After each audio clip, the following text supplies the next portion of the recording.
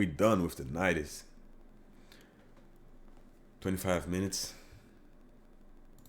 We are in the midst of a civil war. The age-old debate of past versus present has reached critical mass, and sides have been taken. A revolution is taking place, and we're losing good men.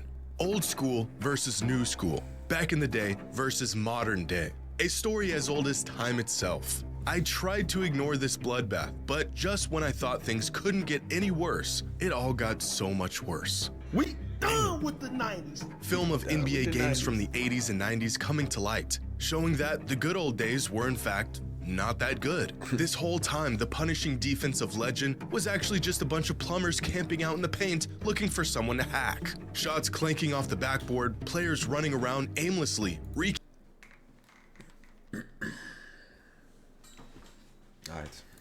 havoc. And worst of all, Michael Jeffrey Jordan, the supposed greatest basketball player of all time, didn't even have a left hand. What is going on? Have we been lied to about basketball in the 80s and 90s? Are we really done with that era of hoops? Or are we being deceived by lowlights, misinformation, and cherry-picked clips? Well, I think I've got an answer, and some of y'all ain't gonna like it. Tell us. Maybe you're gonna cut my opinion. We done with the 90s. 5 simple words that have completely divided fans of the NBA. I've seen well thought out video essays, hard-hitting analysis, testimonies from past and present players talking about their experience in the league and how it's changed over the years. And none of those things managed to do what these 5 simple words have done in just a week. Soon enough, the clips came rolling in of players from that era dribbling off their feet, throwing up air balls, and putting together moves that you might see at your local high school's JV game. So, for whatever it's worth, here is my long-winded take on this whole discussion.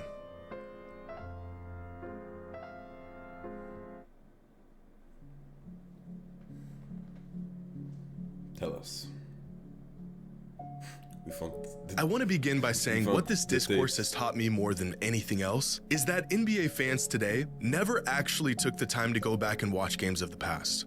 Brothers, I have been harping on this for years, begging for fans of the game, whether you are new or have been watching for years, to just go back and watch full games. Not highlights, not clips, full-length games of eras from the past. And after seeing this discussion devolve into where it is today, it is clear to me that most people never take the time. I'm seeing countless fans have this sort of awakening as they're watching films of these old games as if the footage was buried or lost, and it's finally being unearthed for the world to see. It's been right here on YouTube for the past 15 years. You mean to tell me the same fans who chime in with a full-blown thesis on the GOAT debate never spared the time to even watch the games they were referring to? I guess that does explain a lot. I actually will ask some of the people I know that have like MJ as their GOAT if they have ever seen one full game of him. That's something I gotta ask. Now, I'd like to think I'm somewhere in the middle on this whole discussion. I have said on multiple occasions that players in today's NBA are simply more skilled than players of the past, which has resulted in bigger stat lines and higher point totals than ever before. It's not the defense that has gotten worse, it's the offense that has gotten better. You know, that whole spiel.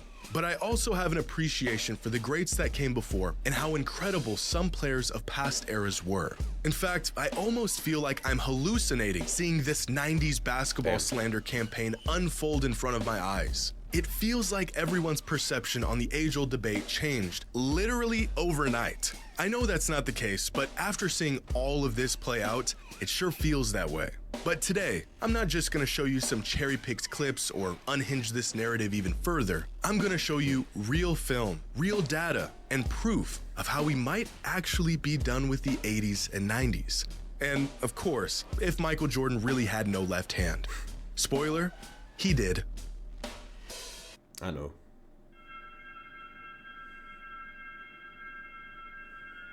Now, I have been an advocate for the modern players are better than players of the past movement for quite some time now. In fact, as crazy as it is for younger fans to say Michael Jordan was trash, it's just as absurd for older fans to say the game has... Michael Jordan would be Jaylen Brown in today's NBA. Okay, that's a crazy ass take. The NBA was better in the 80s in the 90s. Hasn't evolved and gotten better over the last 30 years. Because that's all this debate really is. Young fans versus old fans, or fans that watched this versus fans that are watching this. But objectively, players today are much better than they were in the 80s and even the 90s. Specifically, the lower end of the talent pool in the NBA today is vastly better than it was in the past. I think great players would be great in any era, but with the spacing, the shot making, the emphasis on offense as opposed to defense has made the depth across the NBA today just way ahead of where it was in the 80s and the 90s. There was, without exaggeration, guys in the NBA throughout the 80s and 90s that were on NBA rosters just to accumulate fouls and sit in the paint and be big. Some of these players were offensively inept, and that was okay because their role was not to create offense. But in today's NBA, where offense reigns supreme, there is no room for these players. Now, you could and should go back and watch film of games, not highlights, from this era and see just how limited the skill sets of some of these players were. The shot making, for the most part, was limited to set jumpers, slashers coming downhill for layups, and big men trying to muscle their way to a bucket down low in the midst of what appears to be a wrestling match. Catch a player off guard with a double team, and they immediately pick up their dribble. Simple things like guards turning their back to the basket 20 feet out instead of creating space off the dribble. Damn. Even players looking down at the ball while trying to get out on a fast break was very common in this era. And these aren't lowlights or cherry-picked incidences. This is just what the game looked like 35 years ago. But even without film, nearly every metric suggests modern players are more capable of players in the past. Free throw percentage was worse, three-point percentage was worse, turnover percentage was higher, they used to shoot more free throws but still ended up with far less points. Damn. Now, this is not to say that this era of hoops was trash. That's just disingenuous and flat out wrong. These were the best players in the world at the time. It was just simply not as good as what it is today. But maybe there's another layer to this that needs to be factored in to really understand why these players were not as skilled as the players of today.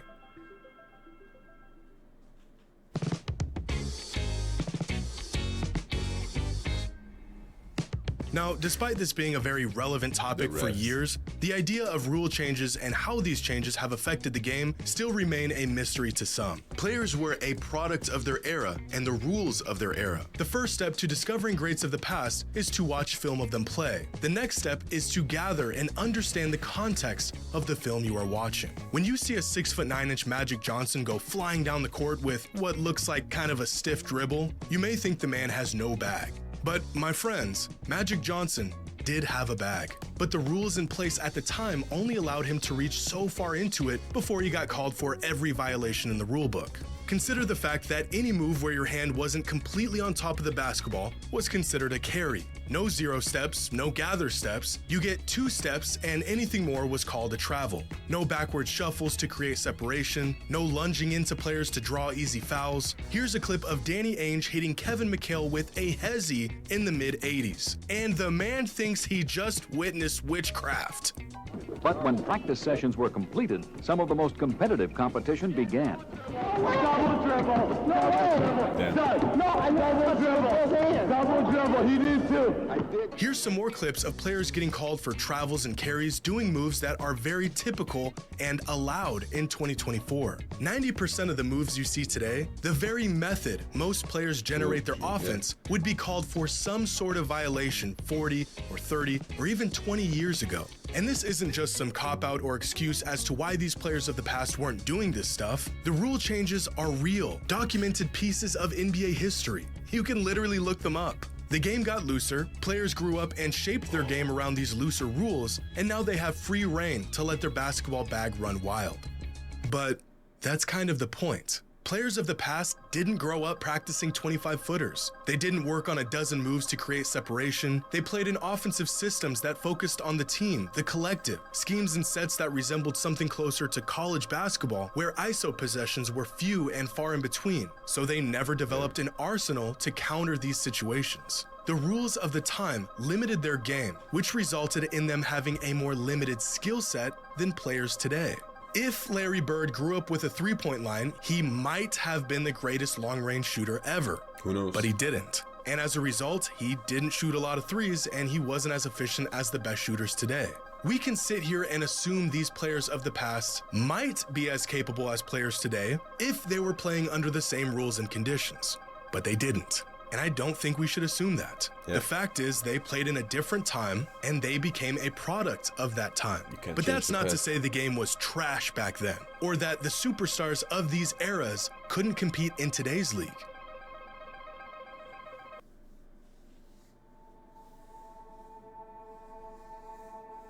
Now, as time goes by, I think it's easy to forget just how long ago 1980 was. 44 years ago, if my math is correct, which is in fact a very long time ago. In 1985, Magic Johnson won an NBA title, Larry Bird won the league MVP, and Michael Jordan won Rookie of the Year. That was 39 years ago from today, which is the same exact amount of time that has passed from that 1985 season to the year the NBA was founded in 1946. Look at these clips. Do you think these players could compete with the likes of Bird, Magic, and Jordan? Let me answer that for you.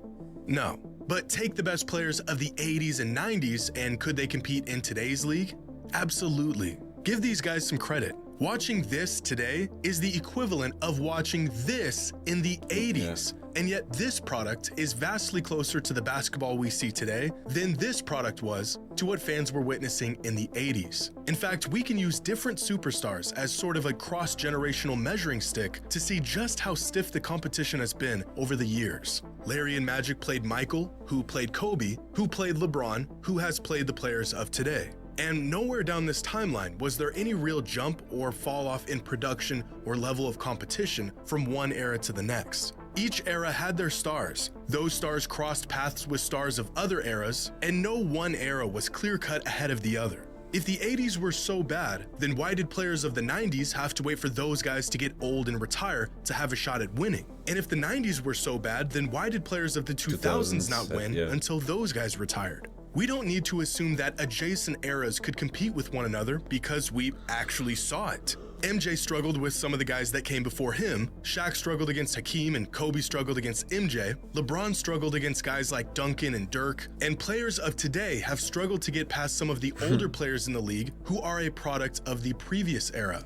Now, what we shouldn't do is jump 3 or 4 eras at a time, ignoring entire decades of evolution and saying the game back then was better or even as good as it is today. At a certain point, the knowledge and wisdom that comes from actually witnessing decades of NBA history, like some older fans have, becomes skewed and watered down by nostalgia and a generational bias. Superstars are superstars because their game transcends the era they played in, but they also played in an inferior league. These two ideas are not mutually exclusive. And although generational talents of the past would do just fine today, this same logic does not apply to the vast majority of the league throughout the 80s and 90s. Damn.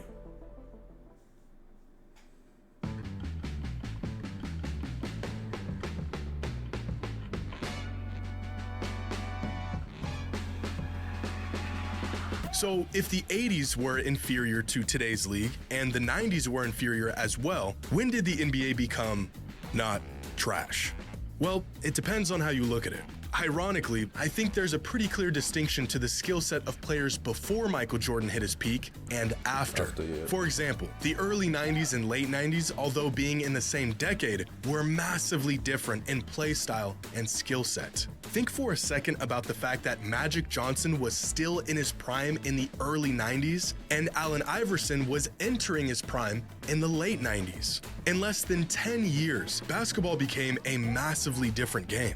By the late 90s, the players who grew up watching Jordan fly through the air and slice up defenses were in the league and were reshaping the role that perimeter players played. Guys like Kobe Bryant, Allen Iverson, Ray Allen, Stephon Marbury, Grant Hill, Tracy McGrady, Vince Carter. All these guys came into the league around the same time and were products of what they saw MJ do throughout his career. Players with a skill set that more closely resembles what we see today than it did to the skill sets of players of the 80s and even early 90s. This is where I think most fans might make the distinction of when the league really took a leap, not in competitiveness, but rather play style. You can go back and watch these guys play, and it's not too different than watching an NBA game today.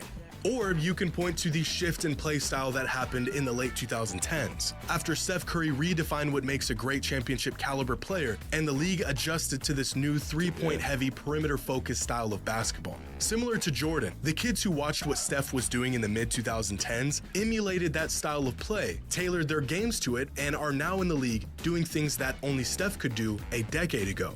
So if we're done with the 80s and 90s, where can we look back and no longer apply this era tax on these players? I think most fans would agree that the turn of the century is where the modern era of hyper-skilled players began. You can say objectively that this era was not trash, and most players of this generation would do just fine in today's league. But if that is the case, then modern NBA fans are holding a ticking time bomb, and they might not even know it.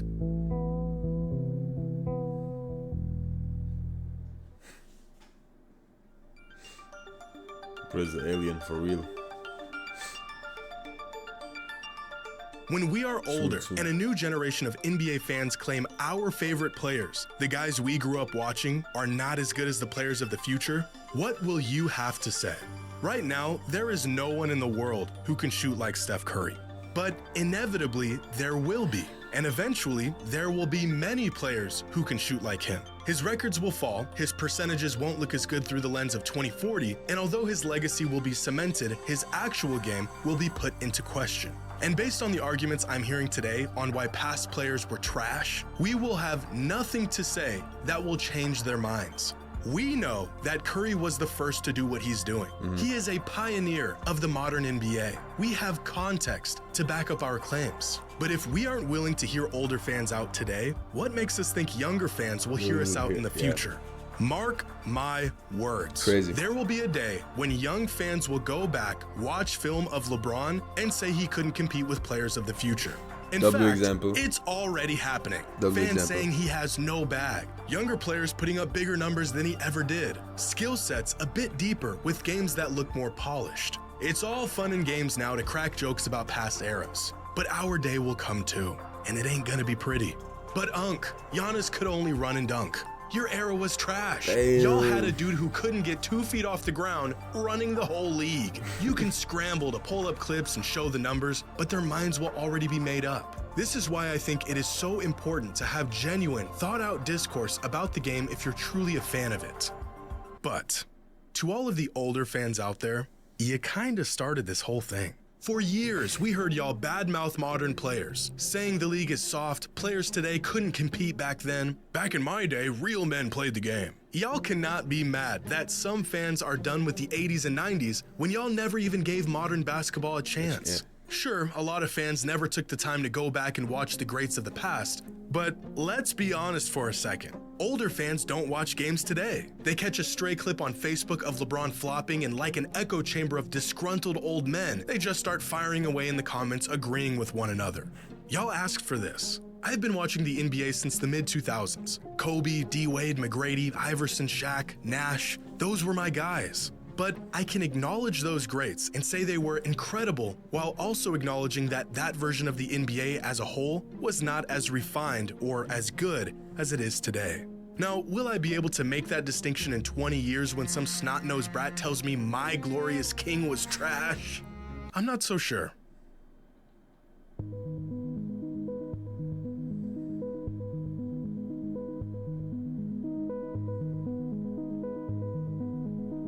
Now, it's time to once and for all take a real close look at this accusation that Michael Jordan did not have a left hand. I felt like I was having a bad dream when I first saw this claim, but unfortunately, I was not.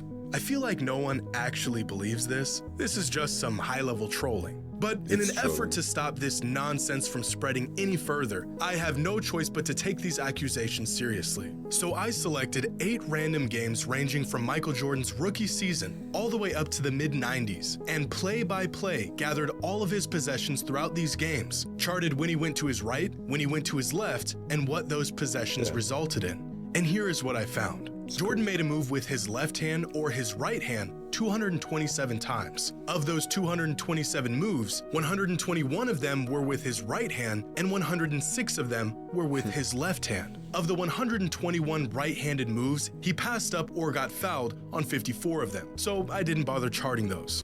Wait, 65 of these moves resulted in a shot, in which he made 63% of them and only turned the ball over 2 times. Now, moves that he made with his left hand resulted in a pass or him getting fouled 45 times, while 55 of these left-handed moves ended up in a shot, in which he made 51%, and 6 moves resulted in a turnover. So, based on this data, Jordan was definitely more comfortable going right, especially near the rim and even on mid-range jumpers. He struggled a bit in comparison to his right whenever he pulled up off of a left-handed dribble.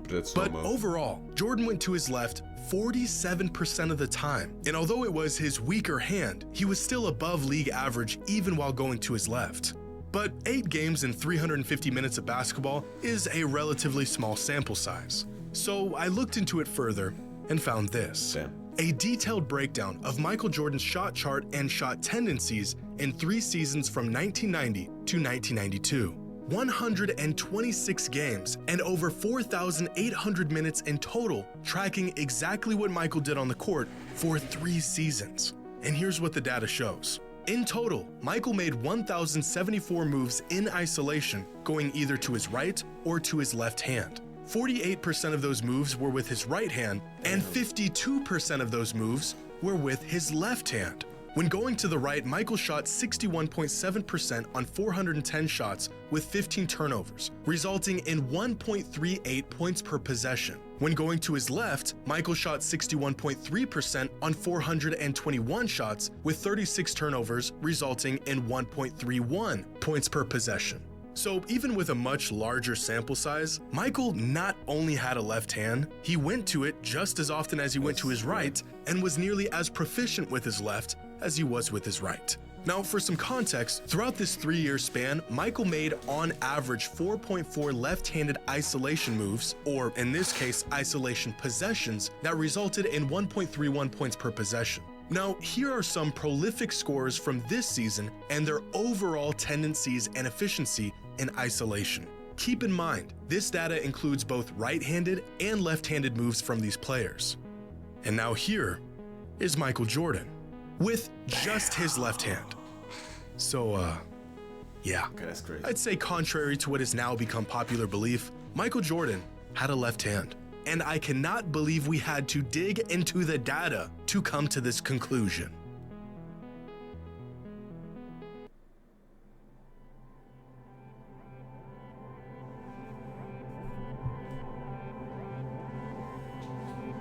I think the overall idea that the 80s and 90s were a far less skilled time in the NBA compared to today is probably fair. I mean, you'd be crazy to think the game hasn't evolved in 4 decades. But to say the league was trash back then is just wrong. I think more than anything, it's the style of play and the way basketball games would unfold back then that really throws some fans off when they go to watch film of these old games. It's like looking at a box score from the mid-2000s and thinking everyone sucked because the games finished with final scores in the 80s. But the players weren't bad, it was just a different game back then. It was slower, more methodical, more team and scheme-based than it is today. And similarly, I think you could say the 80s and 90s had its fair share of bad basketball. But that doesn't mean all the players were bad, especially the superstars of those eras. That was just the state of the game they were playing in. I think some older fans have a skewed perception of how good the game was back then, but I also think they just genuinely liked that style of ball regardless of the evolution of the league.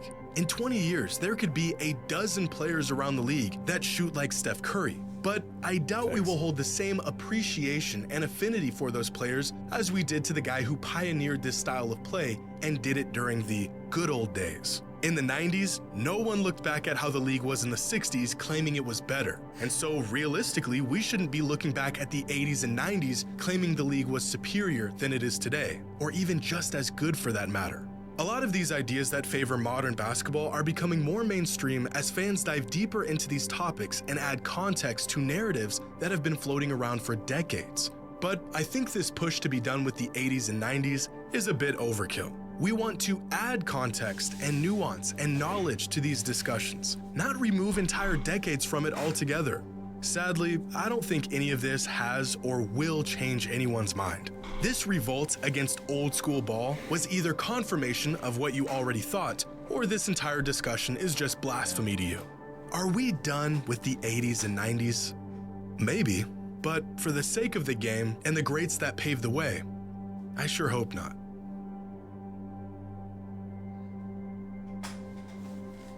Great video, man. Perfectly explained why we're not done with the 90s.